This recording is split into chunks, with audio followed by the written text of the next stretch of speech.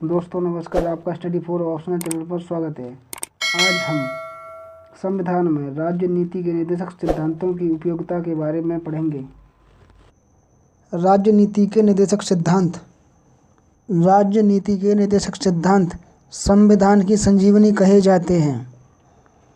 इन सिद्धांतों से हमारे संविधान का और उसके सामाजिक न्याय दर्शन का तत्व निहित है।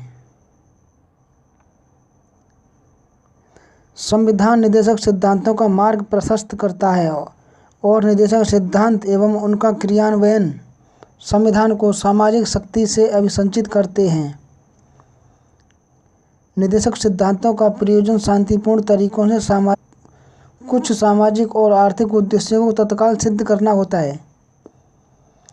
सामाजिक क्रांति के माध्यम से संविधान सामान्य व्यक्ति की बुनियादी आवश्यकताओं की पूर्ति करना और हमारे समाज की संरचना में परिवर्तन करना चाहता है। उस सामाजिक और आर्थिक क्रांति को मूर्त रूप प्रदान करता है जिसे स्वाधीनता के बाद पूरा करना बाकी रह गया था। सिद्धांतों का अर्थ और उद्देश्य। संविधान के चौथे भाग में अनुच्छेद 36 से 51 तक निर्देशक सिद्धांतों का उल्लेख है। राज्य नीति के निर्देशक सिद्धांत देश की विभिन्न सरकारों और सरकारी अभिकरणों के नाम जारी किए गए निर्देश होते हैं जो देश की शासन व्यवस्था के मौलिक तत्व हैं। संविधान के अनुच्छेद 37 में कहा गया है कि भाग 4 में दिए गए उपबंधों को किसी भी न्यायालय द्वारा चुनौती नहीं दी जा सकती। ये सिद्धांत देश के शासन में मूलभूत हैं और विधि निर्माण में इन सिद्धांतों का प्रयोग करना राज्य का कर्तव्य होगा। संविधान की प्रस्तावना में जिन उद्देश्यों को प्रकट किया गया है उन्हें व्यावहारिक रूप देने के लिए राज्य नीति के निर्देशक सिद्धांतों को स्थान दिया गया है। 1935 के भारत सरकार अधिनियम में गवर्नर जनरल तथा गवर्नरों के लिए अनुदेश पत्र जारी किए गए थे। निर्देशक सिद्धांत हमारे शासनकर्ताओं के लिए हिदायतें या अनुदेश हैं। यह सिद्धांत कार्यपालिका तथा विधानमंडल के लिए निर्देश हैं कि उन्हें किस तरह शासन चलाना है।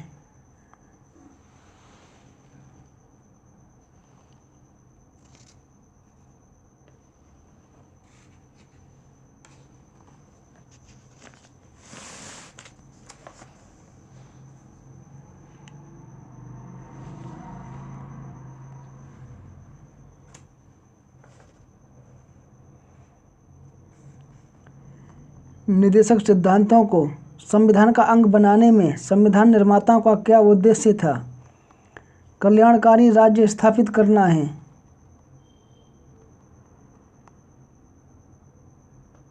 ये सिद्धांत भारत में आर्थिक और सामाजिक लोकतंत्र की रचना करते हैं। निर्देशक सिद्धांतों का वास्तविक महत्व इस बात का है कि ये नागरिकों के प्रति राज्य के दायित्व के द्योतक हैं। संविधान की प्रस्तावना में जिन आदर्शों की प्राप्ति की इच्छा प्रकट की गई है ये उन आदर्शों की ओर बढ़ने के लिए पथ प्रदर्शन का कार्य करते हैं।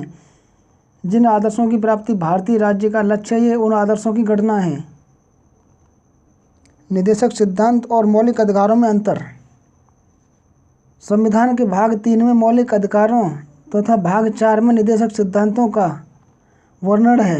राज्य नीति के निर्देशक सिद्धांतों तथा मौलिक अधिकारों में बड़ा भारी अंतर है। मौलिक अधिकार जहां नागरिकों को ऐसी सुविधाएं प्रदान करते हैं जिन्हें उनके सर्वांगीण विकास की आवश्यक शर्त कहा जा सकता है, वहीं राज्य नीति के निर्देशक सिद्धांत मनुष्य को इस सर्वांगीण विकास के लिए आवश्यक परिस्थितियों के निर्माण के लिए कुछ निषेध आज्ञाएं हैं।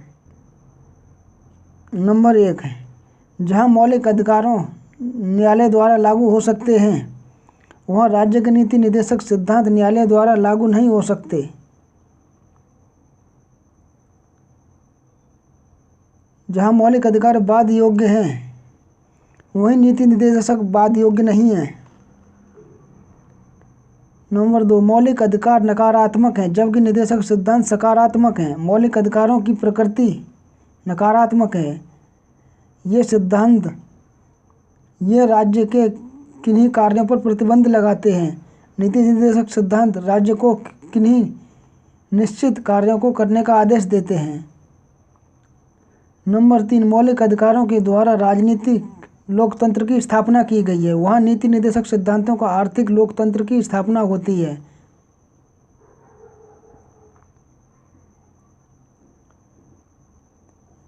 नंबर 4, मौलिक अधिकारों का कानूनी महत्व है, जबकि निर्देशक सिद्धांत नैतिक आदेश मात्र हैं। नंबर 5, मौलिक अधिकारों को अनुच्छेद 21 में के अधिकारों को छोड़कर अनुच्छेद 352 के अंतर्गत घोषित आपातकालीन स्थिति के प्रवर्तन काल में स्थगित किया जा सकता है, जबकि नीति निर्देशक तत्वों का जब तक क्रियान्वयन नहीं होता तब तक वे स्थायी रूप से स्थगन की अवस्था में ही बने रहते हैं। नंबर 6, मौलिक अधिकार सार्वभौमिक नहीं हैं, उन पर कुछ प्रतिबंध हैं, जबकि नीति निर्देशक सिद्धांतों पर कोई प्रतिबंध नहीं है। संविधान द्वारा मौलिक अधिकारों को निर्देशक सिद्धांतों की अपेक्षा अधिक महत्वपूर्ण स्थिति प्रदान की गई है। कुरैशी बनाम बिहार राज्य के मुकदमे में सर्वोच्च न्यायालय के न्यायाधीशों ने विचार प्रकट किया था कि राज्य को चाहिए कि उनके द्वारा बनाए गए कानूनों से मौलिक अधिकारों की हानि नहीं पहुंचनी चाहिए, नहीं तो उनकी सुरक्षा संबंधी धाराएं निरर्थक हो जाएंगी। प्रारंभ से ही एक वर्ग का विचार था कि निर्देशक सिद्धांतों को मौलिक अधिकारों की अपेक्षा महत्वपूर्ण समझा जाना चाहिए। श्री BN राव ने संविधान निर्माण के समय ही कहा था कि संघर्ष की स्थिति में मौलिक अधिकारों की अपेक्षा निर्देशक सिद्धांतों को प्राथमिकता दी जानी चाहिए, अन्यथा जनहितकारी व्यवस्थापन संभव नहीं हो सकेगा। संविधान का चौथा संशोधन अधिनियम प्रस्तुत करते हुए नेहरू ने कहा था कि जहाँ कहीं किसी मौलिक अधिकार और निर्देशक सिद्धांत में परस्पर विरोध हो, वहाँ नीति निर्देशक सिद्धांतों को वरीयता दी जानी चाहिए। नीति निर्देशक और मौलिक अधिकारों में संबंध। निर्देशक सिद्धांतों और मौलिक अधिकारों के मध्य घनिष्ठ संबंध है। दोनों की आपसी घनिष्ठता समय, परिस्थिति एवं शासक वर्ग की मंशा के अनुसार बदलती रही है। मौलिक अधिकारों को 5 चरणों में विभाजित किया गया है। पहला चरण 1950 से 1966 तक। इस काल में नीति निर्देशक सिद्धांतों के क्रियान्वयन हेतु मौलिक अधिकारों के संशोधन किया गया कि नीति निर्देशक सिद्धांत मौलिक अधिकारों की तुलना में निम्न स्थिति रखते हैं। निर्देशक सिद्धांतों के क्रियान्वयन हेतु मौलिक अधिकारों को संशोधित किया जा सकता है।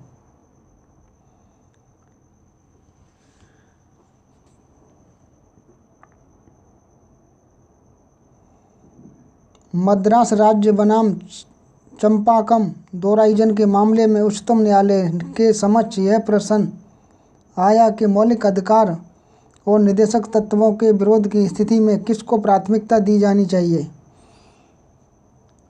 न्यायालय ने निर्णय दिया कि ऐसी स्थिति में मौलिक अधिकार निर्देशक तत्वों पर अविभावी होंगे। न्यायालय ने कहा, निर्देशक तत्व जिन्हें अनुच्छेद 37 द्वारा स्पष्ट न्यायालय द्वारा अप्रवर्तनीय घोषित किया गया है, भाग 3 में दिए गए उपबंधों का अविभावी नहीं हो सकते हैं, जिन्हें अनुच्छेद 32 के अंतर्गत अनुचित लेखों या निर्देशों के द्वारा स्पष्ट प्रवर्तनीय बनाया गया है। मूल अधिकारों वाला अध्याय पवित्रतम अध्याय है। निर्देशक तत्वों मूल अधिकारों के अनुरूप उनके सहायक के रूप में रहेंगे। भाग 3 और 4 के उपबंधों को इसी दृष्टिकोण से समझना होगा कि यदि किसी मूल अधिकार का अतिक्रमण नहीं हुआ है तो राज्य उस सीमा तक निर्देशक तत्वों को क्रियान्वित कर सकता है। संविधान में अनुच्छेद 31(4) और 31(6) के द्वारा विभिन्न राज्यों में बनाए गए जमींदारी उन्मूलन अधिनियमों को न्यायालय की परिधि से इस आधार पर बाहर रखने की कोशिश की गई थी कि इन अधिनियमों को अनुच्छेद 31(2) के आधार पर चुनौती नहीं दी जा सकती। जमींदारों ने जमींदारी उन्मूलन विधेयक को अनुच्छेद 14 के द्वारा विधि के समक्ष समानता के विरुद्ध बताया। 14वें अनुच्छेद के आधार पर पटना के उच्च न्यायालय ने बिहार भूमि सुधार कानून 1950 को अवैध घोषित कर दिया। कुछ राज्यों के जमींदारों ने उच्चतम न्यायालय में भी अपील की। उच्चतम न्यायालय ने पटना उच्चतम न्यायालय के निर्णय का समर्थन किया। पहला संविधान संशोधन। संविधान के प्रथम संशोधन द्वारा 3 संशोधन किए गए। संविधान में एक नई 9वीं अनुसूची जोड़ी गई। मूल संविधान में केवल 8 अनुसूचियाँ थीं। 9वीं अनुसूची में वे सभी भूमि सुधार अधिनियम सम्मिलित कर दिए गए जो उस समय तक अलग अलग राज्यों द्वारा पारित किए गए थे। 9वीं अनुसूची जोड़कर संविधान में एक ऐसा भाग बना दिया गया जिसमें किसी कानून को रख देने से उसे न्यायिक पुनरावलोकन से बाहर निकाला जा सकता था।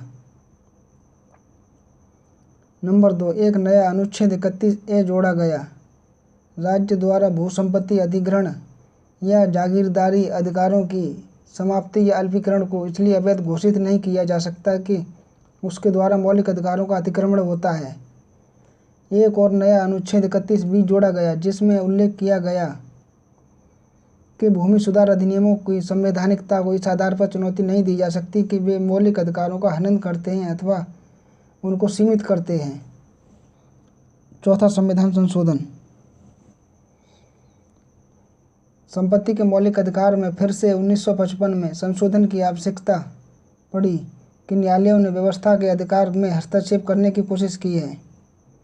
द्वारका दास श्रीनिवास बनाम Solapur spinning and weaving company नाम के मुकदमे का उल्लेख कर सकते हैं। इस मिल के प्रबंधन मंडल ने बिना किसी पूर्व सूचना के मिल को एकाएक बंद कर दिया। सरकार ने इस मिल का प्रबंधन एक अध्यादेश द्वारा अपने हाथों में ले लिया। न्यायालय ने इस अध्यादेश को अवैध घोषित कर दिया क्योंकि उसमें कंपनी को पर्याप्त क्षतिपूर्ति या प्रतिकर नहीं दिया गया था। सरकार का कहना था कि उसने संपत्ति को अपने हाथों में नहीं लिया, केवल उसका प्रबंधन करने का दायित्व किया है।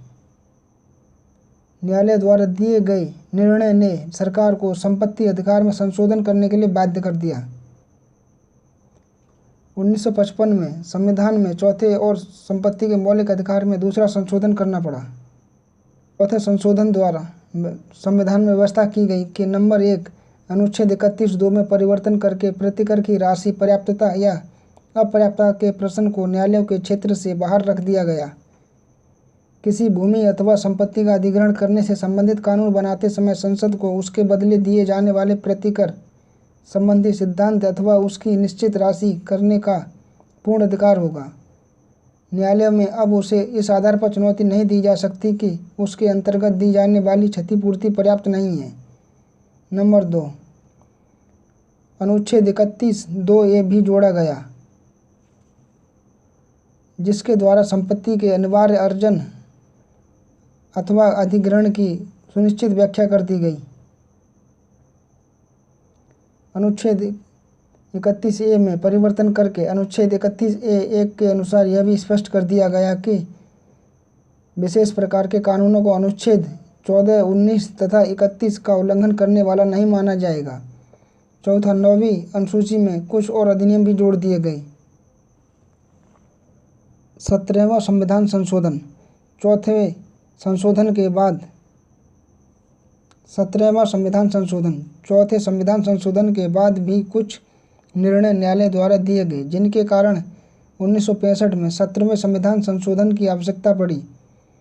1961 में उच्चतम न्यायालय ने रैयतवाड़ी भूमि को मद्रास राज्य से केरल राज्य में हस्तांतरण के संबंध में लागू किए गए केरल कृषि भू संबंधी अधिनियम 1961 को इस आधार पर अवैध घोषित कर दिया कि रैयतवाड़ी भूमि शब्द 31A(2) के अंतर्गत विवेचित संपदा या जागीर शब्द की परिभाषा में नहीं आता।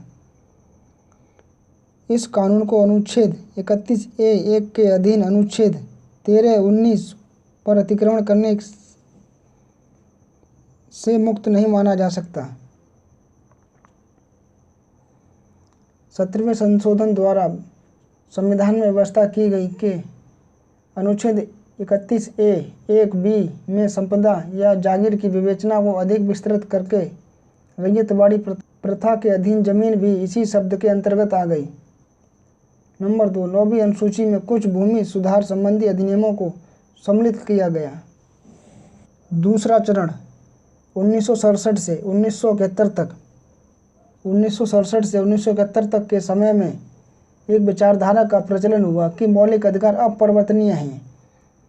1967 में गोलकनाथ के मामले में उच्चतम न्यायालय ने अपने बहुमत से निर्णय में कहा कि संसद मौलिक अधिकारों में संशोधन नहीं कर सकती।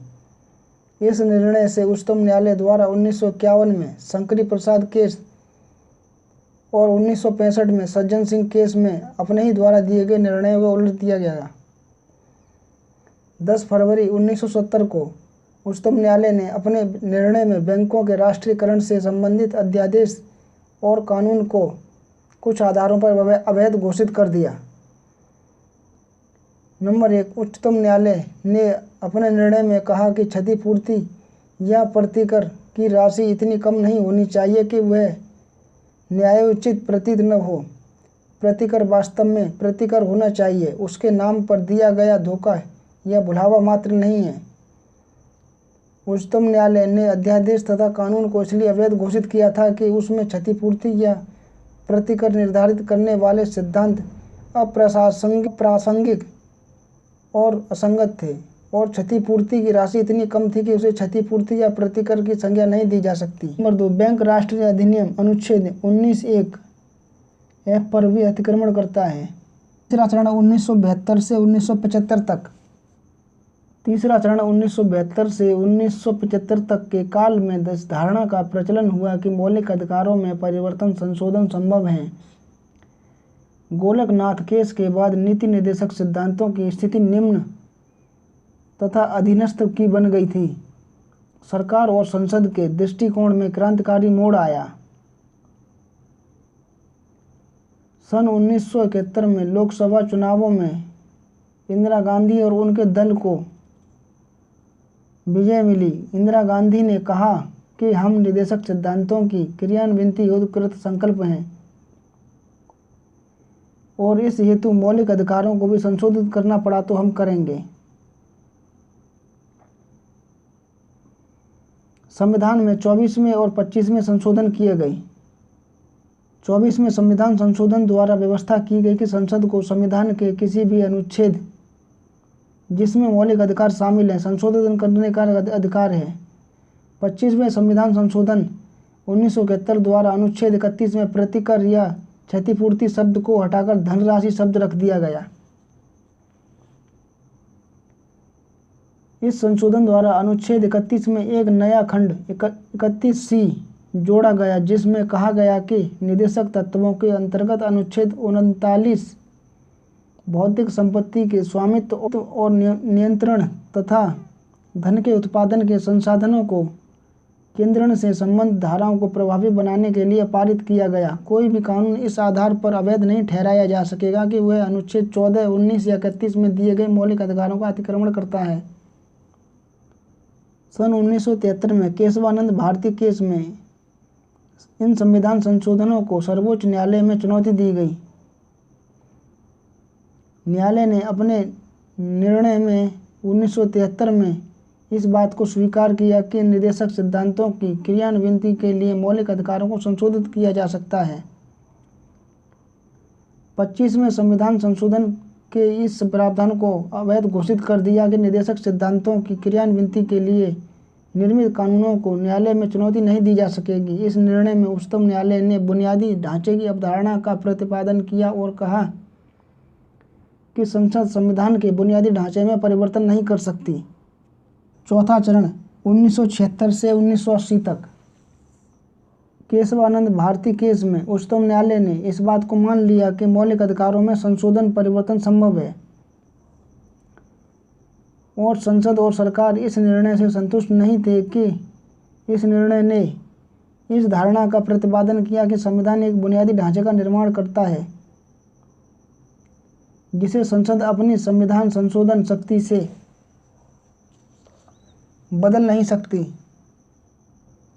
आपातकाल के दिनों में 1976 में 42वां संशोधन पारित किया गया है। इस संविधान संशोधन के खंड 4 में कहा गया है कि निदेशक सिद्धांतों को लागू करने के लिए संसद जिन किन्हीं कानूनों का निर्माण करे उन्हें इस आधार पर चुनौती नहीं दी जा सकेगी कि कानून संविधान में दिए गए किसी अधिकार को सीमित या समाप्त करते हैं। इस तरह संविधान संशोधनों को एक न्यायिक पुनर्निरीक्षण से बचा लिया गया। 5वां चरण 1980 से अब तक। सन 1979 में मिनर्वा मिल केस में 42वें संविधान संशोधन के कुछ अंशों को उच्चतम न्यायालय में चुनौती दी गई। उच्चतम न्यायालय ने 31 जुलाई 1980 को 42वें संशोधन के 2 प्रावधानों खंड 4 व खंड 55 को अवैध घोषित कर दिया, क्योंकि इनसे संविधान के बुनियादी ढांचे को आघात पहुंचता है और यह केशवानंद भारती विवाद में उच्चतम न्यायालय द्वारा दिए गए निर्णय का उल्लंघन करते हैं। इस निर्णय द्वारा मिनर्वा मिल केस के बाद वर्तमान स्थिति यह है कि संविधान के अनुच्छेद 39 के भाग ब और स, जो आर्थिक और सामाजिक न्याय से संबंधित निदेशक तत्वों के हैं, उनकी क्रियान्वयन के लिए मौलिक अधिकारों को सीमित किया जा सकेगा, लेकिन अन्य निदेशक सिद्धांतों की क्रियान्वयन के लिए ऐसे किसी कानून का निर्माण नहीं किया जा सकता जो मौलिक अधिकारों को सीमित या संशोधित करता हो। मौलिक अधिकार और नीति निदेशक सिद्धांत एक दूसरे के पूरक हैं। इन दोनों का लक्ष्य एक ही है और वह है व्यक्तित्व का विकास और तथा लोक कल्याणकारी राज्य की स्थापना। अधिकार और सिद्धांत भारत के भूत और वर्तमान को भविष्य से जोड़ देते हैं। भारत में सामाजिक क्रांति के लक्ष्य को शक्ति प्रदान करते हैं। चंद्र भवन बोर्डिंग एंड लॉजिंग बेंगलोर बनाम मैसूर राज्य के विवाद में सर्वोच्च न्यायालय ने कहा कि व्यापार की स्वतंत्रता का अर्थ घोषणा करने की स्वतंत्रता नहीं है। यह सोचना मिथ्या धारणा है कि हमारे संविधान में केवल अधिकारों की व्यवस्था है, कर्तव्यों की नहीं, जबकि तीसरे भाग में प्रदान किए गए अधिकार मौलिक अधिकार हैं। चौथे निर्देश देश के शासन के मूलभूत हैं। संविधान में तीसरे और चौथे भाग में दिए गए उपबंधों में से हमें कोई विरोधाभास प्रतीत नहीं होता, वे एक दूसरे के पूरक हैं। इन दोनों के बीच किसी प्रकार का संघर्ष नहीं हो सकता, ये एक दूसरे के पूरक हैं। निदेशक सिद्धांतों का वर्गीकरण। संविधान के 36वें अनुच्छेद से लेकर 51 अनुच्छेद तक 16 अनुच्छेदों में राजनीति के निदेशक सिद्धांतों का वर्णन है। इनमें विभिन्न देशों के राज्य के कार्य क्षेत्र पर विचार किया गया है, जैसे आर्थिक, सामाजिक, वैधानिक, शिक्षा संबंधी तथा अंतर्राष्ट्रीय क्षेत्र हैं। नंबर 1 लोक कल्याणकारी तथा समाजवादी राज्य की स्थापना करने वाले सिद्धांत। संविधान के निर्माताओं का उद्देश्य भारत में लोक कल्याणकारी और समाजवादी राज्य की स्थापना करना था। निदेशक सिद्धांतों द्वारा आर्थिक और सामाजिक न्याय के संबंध में व्यवस्था की गई है। निदेशक सिद्धांत का सार तत्व के संविधान के अनुच्छेद 38 में दिया गया है। संविधान की प्रस्तावना में उनकी प्रतिध्वनि सुनाई देती है। राज्य ऐसी सामाजिक व्यवस्था स्थापित करे जिसमें सामाजिक, आर्थिक और राजनीतिक न्याय राष्ट्रीय जीवन की सभी संस्थाओं को अनुप्राणित करे, कार्य साधक के रूप में स्थापना और संरक्षण करके लोक कल्याण की उन्नति का प्रयास करेगा। निदेशक सिद्धांतों में कहा गया है कि राज्य लोगों के जीवन स्तर को सुधारने और स्वास्थ्य सुधार के लिए प्रयास करेगा।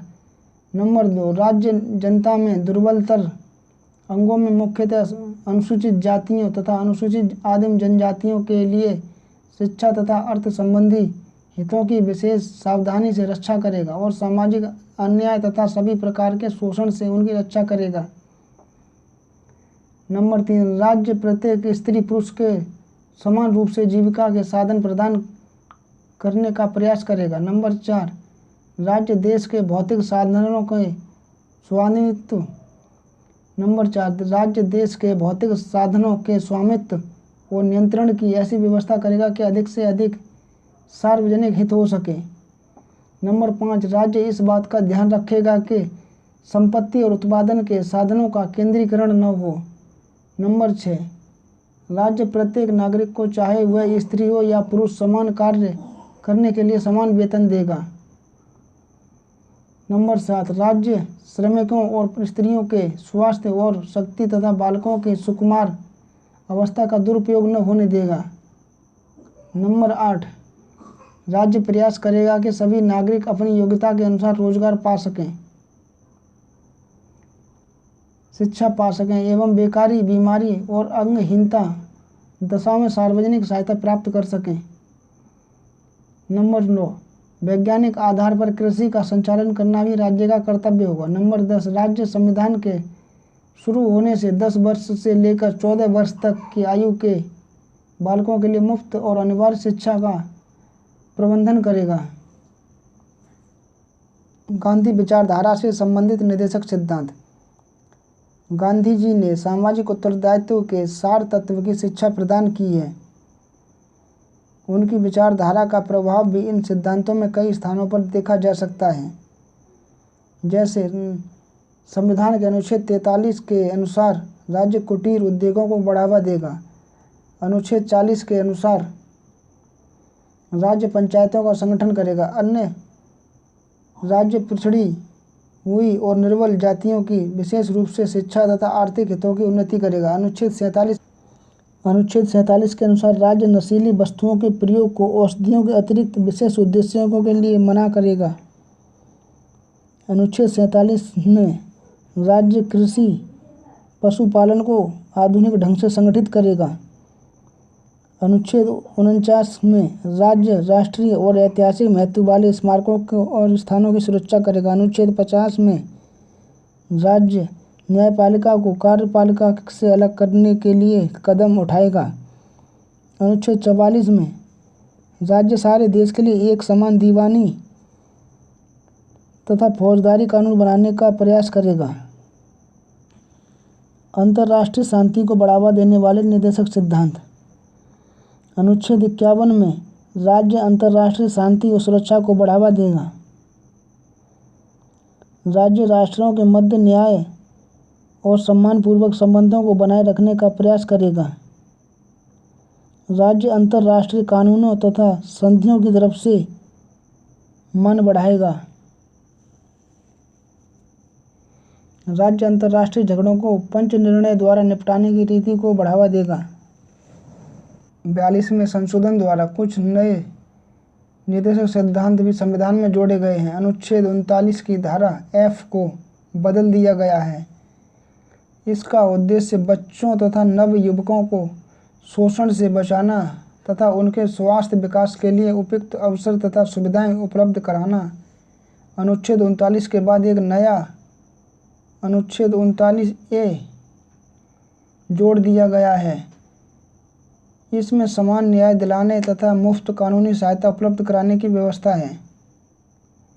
अनुच्छेद 43 के बाद एक नया अनुच्छेद 43B जोड़ दिया गया, जिसमें उद्योगों के प्रबंधन में कर्मचारियों के भाग लेने की व्यवस्था है। अनुच्छेद 48B के अनुसार वनों तथा अन्य जीवों की सुरक्षा की व्यवस्था है। 86वें संविधान संशोधन अधिनियम 2002 द्वारा संविधान के अनुच्छेद 45 में संशोधन किया गया और उसके स्थान पर अंकित अनुच्छेद के अनुसार 6 वर्ष तक के सभी बच्चों के लिए स्वास्थ्य व शिक्षा का प्रावधान करना राज्य का दायित्व होगा। नीति निर्देशक सिद्धांतों की आलोचना। जिस समय संविधान का निर्माण हो रहा था उस समय संविधान सभा में बाहर भी और संविधान सभा में राज्य के नीति निर्देशक सिद्धांतों के उपबंधों की आलोचना हुई थी। संविधान के स्वीकृत होने के बाद भी अनेक विद्वानों ने कई आधारों पर इन उपबंधों की आलोचना की है। वैधानिक शक्ति का अभाव। संविधान द्वारा राज्य के नीति निर्देशक सिद्धांतों को एक ओर तो देश के शासन में मूलभूत माना है, लेकिन साथ ही वे वैधानिक शक्ति प्राप्त या न्याय योग्य नहीं हैं। न्यायालय सिद्धांतों को क्रियान्वित नहीं कर सकते। इन सिद्धांतों के बारे में प्रोफेसर के.टी. साहा ने कहा है कि यह एक ऐसा चेक है जिसका भुगतान बैंक की इच्छा पर छोड़ दिया गया है। Sir BN. राव ने राज्य नीति के निर्देशक सिद्धांत राज्य के अधिकारियों के लिए नैतिक उपदेश के समान है और वे इस आलोचना के पात्र हैं कि संविधान में नैतिक उपदेशों के लिए उचित स्थान नहीं है। 9 बार समान नागरिक संहिता लागू करने के संदर्भ में सर्वोच्च न्यायालय ने अपनी राय जाहिर की है, लेकिन आज़ादी के दिन 15 अगस्त 1995 में लाल किले की प्राचीर से प्रधानमंत्री पी.वी. नरसिम्हा राव ने घोषणा की कि समान नागरिक संहिता लागू करने का सवाल ही नहीं उठता। समान नागरिक संहिता के अभाव में महिलाओं को पुरुषों के बराबर अधिकार नहीं है। यह संविधान के अनुच्छेद 150 के प्रावधानों का सीधा उल्लंघन है। स्पष्ट और अतार्किक रूप से संग्रहित नीति निर्देशक सिद्धांतों के विरुद्ध आलोचना की जाती है कि वे निश्चित या संगत पूर्ण दर्शन पर आधारित नहीं हैं। वे अस्पष्ट हैं, उनमें क्रमबद्धता का अभाव है और इनमें एक ही बात को बार बार दोहराया गया है। एक प्रभु सत्ता संपन्न राज्य में इस प्रकार के सिद्धांतों को ग्रहण करना अस्वाभाविक ही लगता है। एक उच्च सत्ता अधीनस्थ को आदेश दे सकती है।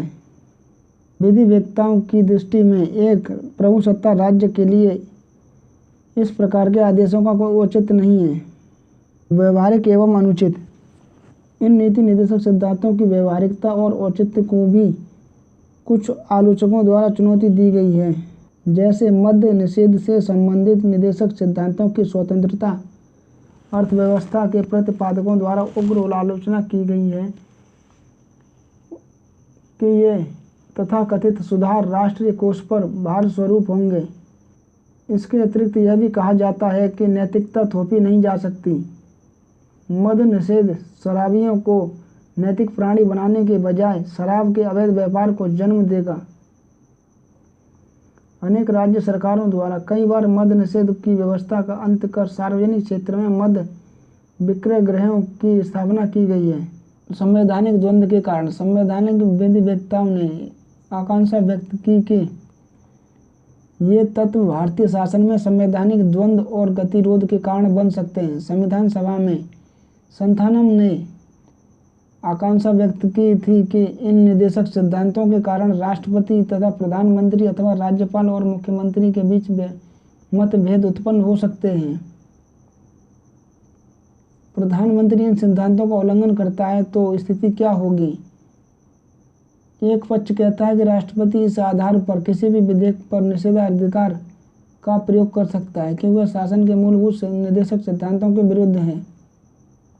संविधान के प्रसिद्ध लेखक दुर्गादास ने विचार दिया कि इस प्रकार की घटनाएं राष्ट्रपति प्रधानमंत्री के बीच तीव्र मतभेद को जन्म देंगी। इसमें संसदात्मक प्रजातंत्र को गंभीर आघात पहुंच सकता है। नीति निर्देशक सिद्धांतों का महत्व। संवैधानिक और व्यवहारिक दृष्टिकोण से नीति निर्देशक सिद्धांतों का बहुत अधिक महत्व है। न्यायमूर्ति हेगड़े ने कहा था कि यदि हमारे संविधान में कोई भाग ऐसे हैं कि जिन पर सावधानी और गहराई से विचार करने की जरूरत है तो वे भाग 3 और 4 हैं। उनमें हमारे संविधान का दर्शन निहित है। एक लेखक ने कहा था कि वे हमारे संविधान की अंतरात्मा हैं। असंगत तथा असामयिक होने के तर्क गलत। नीति निर्देशक सिद्धांतों के संबंध में प्रोफेसर M.V. पायली ने कहा था कि यदि कभी यह सिद्धांत पुराने पड़ जाएंगे तो इनका आवश्यकता अनुसार संशोधन किया जा सकता है, क्योंकि संशोधन प्रक्रिया अत्यंत सरल है। जब तक इनके संशोधन करने का समय आएगा तब तक भारत इनका पूरा लाभ उठा चुकेगा और भारत भूमि में आर्थिक लोकतंत्र की जड़ें गहरी हो चुकी होंगी।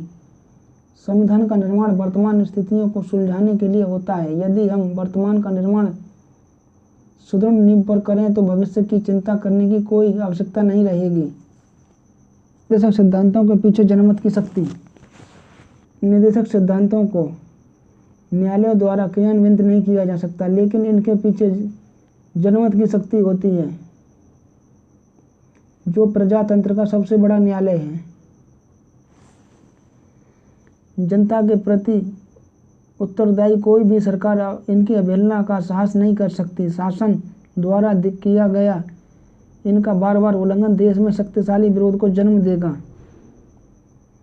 व्यवस्थापिका के भीतर शासन को विरोधी दल के प्रहारों का सामना करना पड़ेगा और व्यवस्थापिका के बाहर ऐसे निर्वाचन के समय निर्वाचकों को जवाब देना होगा। निदेशक सिद्धांतों के पीछे जनमत की इस शक्ति के कारण शासक दल को इसकी क्रियान्विति के प्रति पर्याप्तता उत्साह का परिचय देना होगा। राघवाचारी कहते हैं कि जो शासन सत्ता पर आधिपत्य बना उसे इस अनुदेश पत्र का आदर करना होगा। आगामी आम चुनाव में उसे इस संबंध में निर्वाचकों को जवाब देना ही पड़ सकता है। चरम सीमाओं से रक्षा। संविधान निर्माता इस तथ्य से पूर्णतः परिचित थे कि प्रजातंत्र राज्य में परिवर्तनशील जनमत के परिणाम स्वरूप विभिन्न समयों में विभिन्न राजनीतिक दल सत्तारूढ़ हो सकते हैं। कभी दक्षिणपंथी दल सत्ता पर अधिकार कर सकता है तो कभी कोई वामपंथी दल। निदेशक सिद्धांत दोनों प्रकार की सरकारों को मर्यादित रखेंगे और उन्हें किसी प्रकार का एक तरफ झुकाव रखने से भी रोकेंगे। नैतिक आदर्शों के रूप में महत्व। यदि निदेशक तत्वों को केवल नैतिक धारणा ही मान लिया जाए तो इस रूप में उनका अपार महत्व है। ब्रिटेन में मैग्ना कार्टा, फ्रांस में मानवीय तथा नागरिक अधिकारों की घोषणा और अमेरिकी संविधान की प्रस्तावना को कोई कानूनी अनुशक्ति प्राप्त नहीं है। फिर भी इन देशों के इतिहास पर इसका प्रभाव पड़ा है। इसी प्रकार उचित रूप में आशा की जाती है कि ये निदेशक सिद्धांत भारतीय शासन की नीति को निर्देशित और प्रभावित करेंगे। संविधान की व्याख्या में सहायक। संविधान के अनुसार निदेशक सिद्धांत देश के शासन में मूलभूत हैं कि देश के प्रशासन के लिए उत्तरदायी सभी सत्ताएं उनके द्वारा निर्देशित होंगी। न्यायपालिका भी शासन का एक महत्वपूर्ण अंग होने के कारण यह आशा की जाती है कि इसमें न्यायालय संविधान की व्याख्या के कार्य में निर्देशक सिद्धांतों को उचित महत्व देंगे। शासन के मूल्यांकन का आधार। नीति निदेशक सिद्धांतों द्वारा जनता को शासन की सफलता और असफलता की जांच करने का मापदंड भी प्रदान किया जाता है। शासक दल के द्वारा अपने मतदाताओं को निदेशक सिद्धांतों के संदर्भ में अपनी सफलताएं बतानी होंगी और शासन शक्ति पर अधिकार करने के इच्छुक राजनीतिक दल को इन सिद्धांतों की क्रियान्विति के प्रति अपनी तत्परता और उत्साह दिखाना होगा। इस तरह निदेशक सिद्धांत जनता को विभिन्न दलों की तुलनात्मक जांच करने योग्य बना देंगे। कार्यपालिका प्रधान इनका दुरुपयोग नहीं कर सकते। विधानसभा के सदस्यों तथा कुछ संविधान वक्ताओं ने यह भय प्रकट किया कि राष्ट्रपति या राज्यपाल इस आधार पर किसी विधेयक पर अपनी सहमति देने से इनकार कर सकते हैं कि वह निदेशक सिद्धांतों के अनुकूल नहीं है। लेकिन व्यवहार में ऐसी घटना की संभावना कम है क्योंकि संसदात्मक शासन प्रणाली में नाम मात्र का कार्यपालिका प्रधान लोकप्रिय मंत्री परिषद द्वारा पारित विधि को अस्वीकृत करने का दुस्साहस नहीं कर सकता। अम्बेडकर जी ने कहा था कि विधायिका द्वारा पारित विधि को अस्वीकृत करने के लिए राष्ट्रपति या राज्यपाल निदेशक सिद्धांतों का प्रयोग नहीं कर सकते। सर्वोच्च न्यायालय के न्यायाधीश श्री केनिया ने गोपालन बनाम मद्रास राज्य के विवाद में निर्णय देते हुए कहा था कि क्योंकि राज्य नीति के निदेशक सिद्धांत संविधान में शामिल हैं, इसलिए वे बहुमत दल के अस्थायी आदेश मात्र ही नहीं हैं, बल्कि उनमें राष्ट्र की बुद्धिमत्तापूर्ण स्वीकृति बोल रही है जो संविधान सभा के माध्यम से व्यक्त हुई थी। नीति निदेशक सिद्धांतों की उपलब्धियां और क्रियान्वयन। नीति निदेशक सिद्धांत क्रियान्वयन की समस्या पुलिस राज्य को कल्याणकारी राज्य और संविधान द्वारा स्थापित राजनीतिक लोकतंत्र को आर्थिक लोकतंत्र में परिवर्तन करने की समस्या है। यह कार्य इतना बड़ा है कि इसे तुरंत संपन्न नहीं किया जा सकता। इसे पूरा करने के लिए दीर्घकालीन प्रयत्न प्रचुर धन और तीव्र गति से आर्थिक, सामाजिक और शैक्षणिक विकास आवश्यक है। इस दिशा में कई महत्वपूर्ण बातें की गई हैं। पहली, 11वीं पंचवर्षीय योजना के आधार पर कृषि और उद्योगों की उन्नति, शिक्षा, स्वास्थ्य की सुविधाओं का प्रसार, नौकरी व कार्य के साधनों में वृद्धि, राष्ट्रीय आय व लोगों के रहन सहन के स्तर को ऊंचा उठाने का प्रयास किया गया है। दूसरा, युवक वर्ग व बालकों के शोषण से रक्षा करने के लिए अनेक कानून पास किए गए हैं। बीमारी और दुर्घटना के विरुद्ध सुरक्षा के लिए कुछ सीमा तक मजदूर वर्ग में बीमा योजना लागू की गई है। बेरोजगारी बीमा योजना को लागू करने और रोजगार की सुविधाएं बढ़ाने के प्रयास किए जा रहे हैं। राज्य सामाजिक कल्याण की दिशा में तेजी से आगे बढ़ रहा है। तीसरा, हिंदू कोड बिल के कई अंशों जैसे हिंदू विवाह अधिनियम 1955, हिंदू उत्तराधिकार अधिनियम 1956 को पारित करके देश के सभी वर्गों के लिए समान विधि संहिता प्राप्त करने के लिए प्रयत्न किए जा रहे हैं। चौथा, छुआछूत निवारण के लिए अनुसूचित तथा पिछड़ी जातियों के बालकों को उदारतापूर्वक छात्रवृत्ति और अन्य सुविधाओं द्वारा शिक्षित करने का कार्य भी हुआ है। पाँचवां, अब भी निःशुल्क और अनिवार्य प्रारंभिक शिक्षा सबके लिए पर्याप्त स्वास्थ्य सेवा का प्रबंधन अधूरा ही है। इन दिशाओं में भी महत्वपूर्ण प्रगति हुई है। अंतिम स्थान में लोकतंत्र, विकेंद्रीकरण और सामुदायिक विकास योजनाओं द्वारा ग्राम पंचायतों को अधिक सशक्त बनाने का प्रयास किया जा चुका है। गरीबों को मुफ्त कानूनी सहायता प्रदान करने के लिए न्यायमूर्ति PN भगवती की अध्यक्षता में एक समिति गठित की गई। कई राज्यों ने वृद्ध असहाय लोगों के लिए पेंशन की व्यवस्था की है। बाल श्रमिकों के हितों के संरक्षण हेतु बाल श्रमिक बोर्ड का गठन किया गया है और राज्यों से कहा गया है कि वे जिला स्तर पर ऐसे बोर्डों का गठन करें। 1969 के बाद की राजनीति में तत्कालीन शासक वर्ग द्वारा निरंतर संकल्प व्यक्त किया गया कि निर्देशक सिद्धांतों को अधिक तीव्र गति के साथ क्रियान्वित किया जाएगा। 1970 से 76 तक के वर्षों में कुछ कार्य भी किए गए। 14 प्रमुख राष्ट्रीय बैंकों का राष्ट्रीयकरण, राजाओं के परिवर्ष की समाप्ति, संपत्ति के मौलिक अधिकार को सीमित करने हेतु संविधान में 24वां, 25वां, 29वां और 44वां संशोधन और तस्कर व्यापार विरोधी कार्रवाइयाँ। 1972 में बंधक मजदूरी की समाप्ति और स्त्री पुरुष को समान वेतन दिलाने का अध्यादेश भी जारी किया गया। 1976 में संसद के द्वारा शहरी भूमि सीमाकरण कानून पारित किया गया, जिसके अनुसार 4 श्रेणी के शहरों में शहरी भूमि की सीमा 500 वर्ग मीटर से 2000 वर्ग मीटर निश्चित की गई। 1971 के लोकसभा चुनाव में गरीबी, बेरोजगारी, असमानता को दूर करने का नारा जोर शोर से लगाया गया। 1977 से भारत की राजनीतिक स्थिति में परिवर्तन हुआ है। 1977 में सत्तारूढ़ जनता पार्टी द्वारा अपने चुनाव घोषणा पत्र में संपत्ति के मूल अधिकार को समाप्त करने और समस्त जनता को रोजी रोटी का अधिकार प्रदान करने की बात कही थी। संपत्ति के मूल अधिकार को सामाजिक आर्थिक समानता के मार्ग में बाधक मानकर 44वें संवैधानिक संशोधन द्वारा संपत्ति के मूल अधिकार को समाप्त कर दिया गया। निर्देशक सिद्धांतों की क्रियान्विति की दिशा में अब भी हाल ही में कुछ ठोस कार्य भी हुआ है, जैसे पश्चिम बंगाल और केरल सरकारों की द्वारा बेरोजगार लोगों के लिए बेरोजगारी भत्ते की व्यवस्था करना, लेकिन यह व्यवस्था बहुत सीमित रूप में की जा सकी है। महात्मा गांधी राष्ट्रीय ग्रामीण रोजगार गारंटी अधिनियम 2005 एक ऐसा कानून है जिसके अंतर्गत मेहनताना पर मजदूरी करने को इच्छुक किसी भी वयस्क को आवेदन के 15 दिनों के अंदर किसी सार्वजनिक काम में रोजगार पाने का अधिकार है। यदि उसे 15 दिनों के अंदर रोजगार नहीं दिया जाएगा तो वह बेरोजगारी भत्ते का हकदार होगा। देश में आर्थिक विषमता बढ़ रही है क्योंकि 10% लोग ही राष्ट्रीय उत्पादन का अधिकांश हिस्सा हजम कर जाते हैं और इसी कारण देश में कुछ परिवारों का राष्ट्रीय उत्पादन पर एकाधिकार बढ़ता गया है।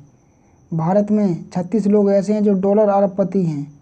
असमानता के मामले में विश्व में दूसरे स्थान पर हैं।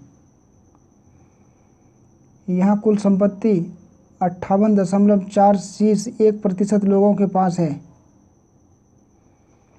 शेयर के उछाल के शीर्ष पर देश के महज 5 लोगों की संपत्ति सकल घरेलू उत्पाद की 10% या $100 अरब से भी अधिक हो जाती है। वेतनभोगी लोगों के बीच शहरी भारत में जनसंख्या के शीर्ष 20% भाग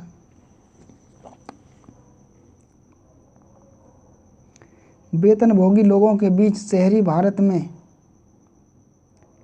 जनसंख्या के शीर्ष 20% लोग आय का 56% कमाते हैं, जबकि नीचे के 20% लोग आय का बड़ी मुश्किल से 3.4% कमा पाते हैं। भारत की कुल जनसंख्या की 1/4 यानी 30.26 करोड़ जनता प्रतिदिन $1 से भी कम पर जीवन बिता रही है। शहरी भारत और ग्रामीण भारत के बीच अंतर है।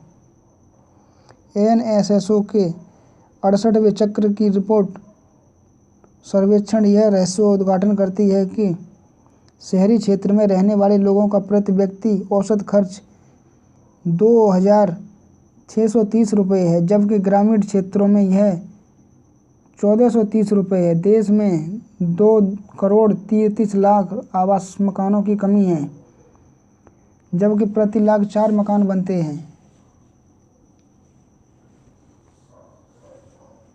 जबकि आवश्यकता प्रति वर्ष 50 लाख मकानों की होती है। 6 लाख लोग प्रति वर्ष तपेदिक से मर जाते हैं। 25 लाख लोग कोढ़ से ग्रसित हैं। 90 लाख लोग अंधे हैं और प्रति 17,600 लोगों पर एक डॉक्टर की सुविधा है। लाखों बच्चे जोखिम से भरे स्थानों पर काम करते हैं। HIV या एड्स से पीड़ित लोगों के लिहाज से भारत दुनिया में दूसरा स्थान है। जहां HIV का 1988 में 1 केस था, वहीं आज 5.3 मिलियन लोग इस बीमारी से पीड़ित हैं।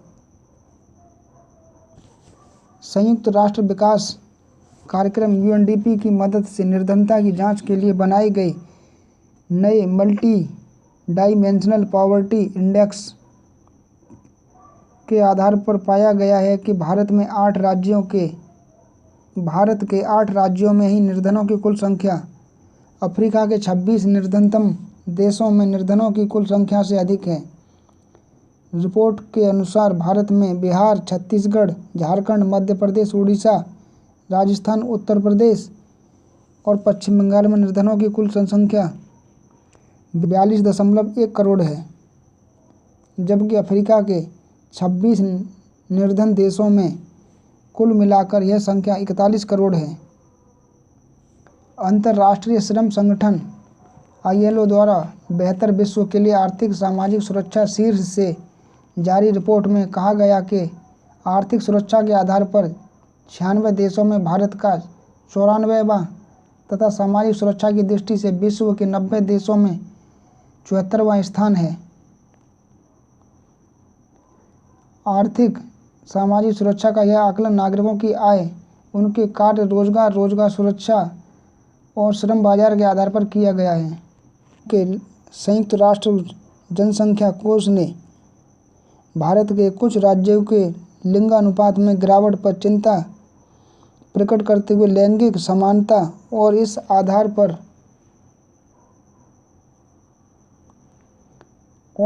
पर नियंत्रण के लिए बने कानूनों को सख्ती से लागू किए जाने की आवश्यकता पर बल दिया है। संयुक्त राष्ट्र विकास कार्यक्रम द्वारा यह सूचकांक प्रति व्यक्ति आय, स्वास्थ्य सेवाओं, रेडियो, टीवी, सेलुलर जैसी सुविधाओं की उपलब्धता, साक्षरता, जीवन प्रत्याशा से संबंधित आंकड़ों के आधार पर तैयार किया जाता है। हम निष्पक्ष रूप से आम नागरिक के जीवन यापन को देखें तो पाते हैं कि देश के करोड़ों लोग सम्मानित जीवन स्तर से भी अब भी काफ़ी पीछे हैं। स्वच्छ पेयजल, शिक्षा, स्वास्थ्य, सुरक्षित जीवन, रोजगार, स्वच्छता जैसे तत्वों के आधार पर वास्तविक आकलन किया जाए तो स्थिति और भी भयावह नज़र आती है। सर्व शिक्षा स्थितियों पर जारी यूनेस्को की ताज़ा रिपोर्ट बताती है कि पूरी दुनिया के 33% निरक्षर भारत में हैं। सर्वाधिक जनसंख्या वाले देश चीन में यह आंकड़ा 11% है, बांग्लादेश में 7% और पाकिस्तान में 6% है। भारत में जल की गुणवत्ता काफ़ी खराब है। सरकार जनता को स्वच्छ जल उपलब्ध कराने में असक्षम है। जल की गुणवत्ता में 122 देशों में हमारा 120वां स्थान है। भारत में 80% बीमारियां अशुद्ध जल की वजह से होती हैं और इससे अस्पतालों पर दबाव बढ़ता है। देश की लगभग 50% जनसंख्या को स्वच्छ शौचालय की सुविधा उपलब्ध नहीं है। विश्व स्वास्थ्य संगठन के अनुसार विश्व की कुल कुपोषित बच्चों में 38.7% भारत में हैं। जुलाई 2014 में मिलेनियम डेवलपमेंट गोल्स द्वारा जारी संयुक्त रिपोर्ट के अनुसार विश्व के 1/3 लोग भारत में रहते हैं। रिपोर्ट के अनुसार 5 वर्ष से कम आयु के बच्चों की मृत्यु भारत में सबसे अधिक है। 2016 में प्रकाशित संयुक्त राष्ट्र की वार्षिक हंगर रिपोर्ट में खुलासा किया गया कि भारत में भूख के शिकार लोगों की संख्या 15.2 करोड़ है। 2011-12 के अनुसार देश में लगभग 21.9% लोग गरीब हैं। पहली बार जारी ग्लोबल स्लेवरी इंडेक्स 2013 के अनुसार विश्व में 2.98 करोड़ लोग गुलामी की ज़िंदगी जीने के लिए मजबूर हैं। इनमें से लगभग 50% भारतीय हैं। भारत जैसे अन्य गरीब देशों में बंधुआ मजदूरी, बाल मजदूरी, देह व्यापार, जबरन विभाग के द्वारा गुलामी कराई जाती है। टिकाऊ पर्यावरण संरक्षण सूचकांक 2016 के अनुसार 149 देशों की सूची में भारत 110वें स्थान पर है, जिसे निराशाजनक माना गया है। 2011 की जनगणना में 73% लोग साक्षर घोषित किए गए थे। महिला साक्षरता की दर 64.6% बताई जा रही थी। साक्षरता कार्यक्रमों और उनके क्रियान्वयन पर अरबों के खर्च के बावजूद वार्षिक केवल 7.8 लाख लोग ही साक्षर बन पा रहे हैं। उत्तरी अमेरिका और पूर्वी यूरोप में 5.2% की तुलना में भारत के सकल घरेलू उत्पाद की केवल 4.1% राशि शिक्षा पर खर्च की जाती है। सरकार ने इसे बढ़ाकर 6% करने का वादा किया है। मुफ्त एवं अनिवार्य प्राथमिक शिक्षा के अधिकार कानून RTI को लागू हुए 7 वर्ष हो गए हैं। खुद सरकारी आंकड़ों से साफ है कि इस अवधि के लिए तय की गई कई लक्ष्य प्राप्त नहीं किए जा सके हैं। इस दौरान प्राथमिक शिक्षा पर सरकारी बजट लगभग 2 गुना हो गया है। बड़ी संख्या में नए स्कूल खुले हैं। 6 से 14 वर्ष के 1 करोड़ से अधिक बच्चों ने स्कूलों में दाखिला लिया।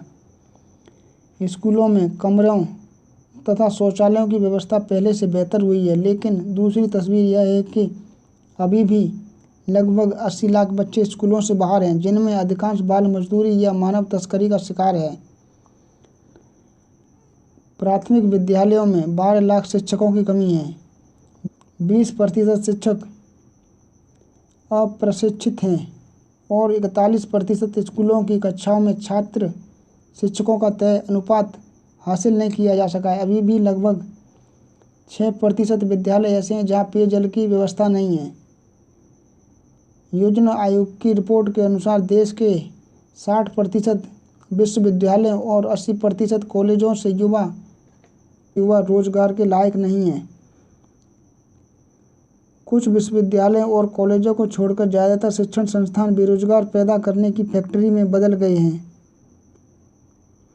देश के 22% लोग गरीबी रेखा के नीचे जीवन यापन कर रहे हैं। राष्ट्रीय न्याय दर्श सर्वेक्षण आंकड़े भारत के गरीबों की पीड़ादायक स्थिति का चित्रण कर रहे हैं। इन भयावह सच्चाई झलक रही है कि देश की 70% जनसंख्या प्रतिदिन 20 रुपये भी नहीं कमा पा रही है।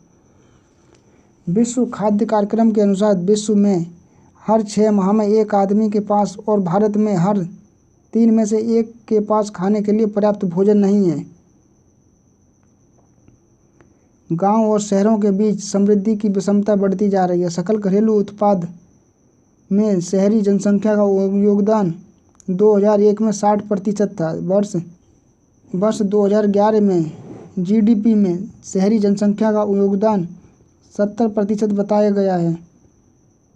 देश में सामाजिक सुरक्षा प्रमुख रूप से कुल श्रम शक्ति के उन 8% कर्मचारियों और श्रमिकों को उपलब्ध हैं जो संगठित क्षेत्र के हैं। असंगठित क्षेत्र के 92% कर्मचारी श्रमिक सामाजिक सुरक्षा की छतरी के बाहर हैं।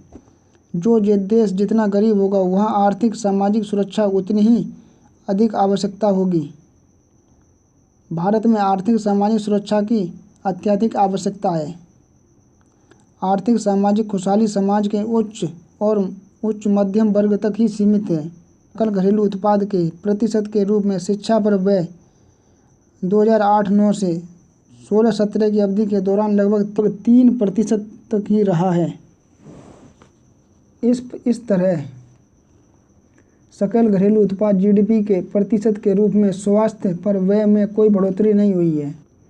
इसी अवधि के दौरान 2% से कम पर रुकी हुई है। वर्ष 2016-17 के दौरान सामाजिक सेवाओं के कुल व्यय में शिक्षा पर व्यय 2.9%, जबकि 2016-17 में स्वास्थ्य पर 1.4% हुआ था। भारत के मानवीय चेहरे की चिंताएं मानव विकास रिपोर्ट में ही नहीं अन्य कई रिपोर्टों में भी दिख रही हैं। अंतर्राष्ट्रीय स्वयंसेवी संस्था वाटर एड के मुताबिक सैनिटेशन के मामले में भारत दुनिया का सबसे दूसरा गंदा देश है। हमारे देश में 70% से भी ज़्यादा आबादी को सैनिटेशन की सुविधा भी उपलब्ध नहीं है। गंदे पानी पीने की वजह से होने वाली बीमारियों के कारण हर वर्ष 5 लाख बच्चों की जान चली जाती है। विश्व स्वास्थ्य संगठन के अनुसार भारत में 7 करोड़ बच्चे जिनकी अभावग्रस्त माताएं अपने बच्चों को एक वक्त की रोटी खिला पाती हैं। राष्ट्रीय मानवाधिकार आयोग के अनुसार हर वर्ष भारत में लगभग 50,000 से बच्चे गुम हो जाते हैं। बच्चों की गुमशुदगी की सबसे ज़्यादा घटनाएं झारखंड, छत्तीसगढ़, बिहार, आंध्र प्रदेश और उड़ीसा में होती हैं। देश के लगभग 4 लाख बच्चों के लिए रेलवे तथा मां अन्नपूर्णा में नज़र आती है। देश के लगभग 4 लाख बच्चों के लिए रेलवे मां अन्नपूर्णा के रूप में नज़र आती है। जब प्लेटफार्म पर प्रतीक्षारत मासूम चेहरों को झूठन या यात्रियों का बचा हुआ भोजन खाना नसीब होता है। हमारा स्वास्थ्य ढांचा सुधरने की बजाय गरीबों की पहुंच से दूर होता जा रहा है। 22% जनसंख्या का गरीबी रेखा से नीचे गुजर बसर करना चिंताजनक संकेत है। सबसे भयानक बात यह है कि भारत की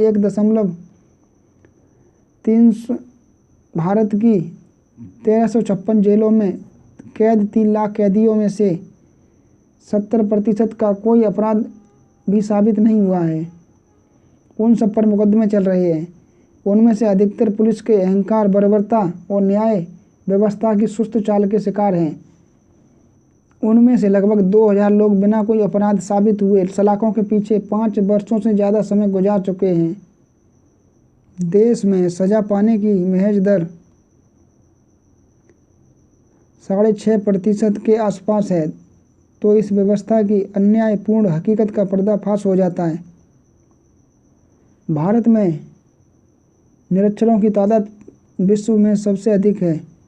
निरक्षरों की जनसंख्या के मामले में विश्व में किसी भी और देश का दूर दूर तक भारत के साथ कोई मुकाबला नहीं है।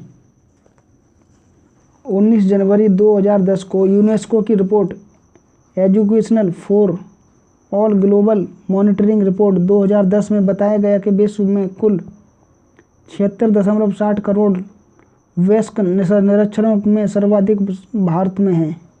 रिपोर्ट के अनुसार विश्व के कुल वयस्क निरक्षरों में 50% से अधिक बांग्लादेश, भारत, चीन और पाकिस्तान में है।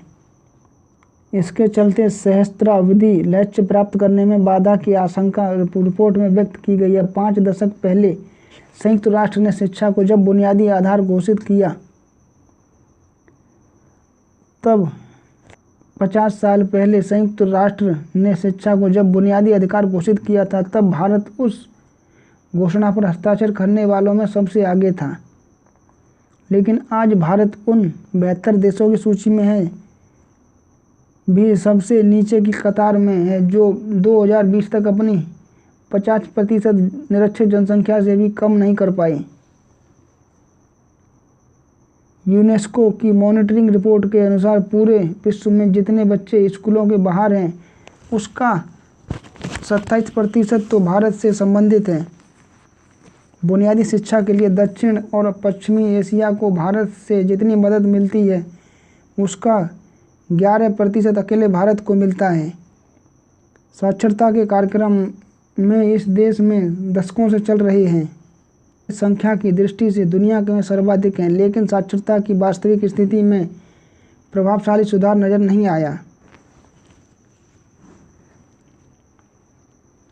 सस्ते डाटा फ़ोन, स्मार्टफोन की लगातार घटती कीमतों के बावजूद देश की अब भी 2017 में 73% यानी लगभग 95 करोड़ लोगों के पास इंटरनेट कनेक्शन नहीं है।